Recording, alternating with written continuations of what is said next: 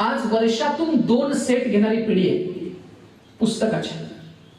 आज मुलांना पाटीवरती लिहिणं या गोष्टीची लाज वाटते, शाळेमध्ये डब्यामध्ये भाकरी आणणं या गोष्टीची लाज वाटते।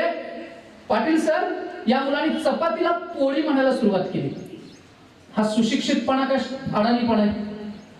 चपाती पोळी कशी काय होईल? अरे चपाती चपाती असते आणि भाकरीचा आदर करायला शिका। माझ्या मित्राने एका बघितलं मी फेसबुक वरती सर, 2 फोटो टाकलेत, एका बाजूला पिझ्झा टाकलाय आणि एका बाजूला भाकरीचं चित्र आहे। त्या भाकरीच्या चित्रावरती भाकरीवरती खरडा आहे, लाल चटणी आहे, तिखट आहे। जे आमदार साहेब आमदारकी करत असताना खात होते ती गोष्ट आहे ती भाकरी, आणि त्यानं त्या भाकरीच्या खाली लिहिलंय गरिबाचा पिझ्झा। माझा सगळ्या मित्रांना प्रश्न आहे, भाकरी गरीब कधी झाली?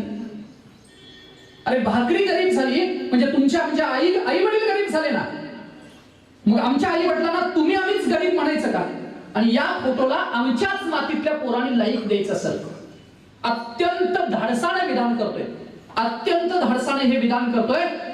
तुमची 5 तासाची शाळा आणि 3 तासाचं कॉलेज आईच्या टाचांना पडलेल्या भेगा आणि वडिलांच्या हाताचे घट्टे जर विसरायला लावत असेल तर बंद करा शाळा आणि कॉलेज, गरज नाहीये ते शिक्षणाची।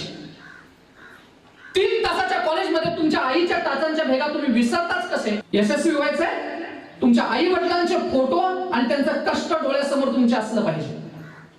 अभ्यासाच्या खोलीत हिरो हिरोईनचे नाही, तुमच्या घरातल्या माणसांचे फोटो लागले पाहिजेत, तेव्हा तुम्ही यशस्वी व्हा। या मोठ्या माणसांचे फोटो आमच्या समोर असले पाहिजेत, त्यावेळेस आम्ही मोठे होऊ।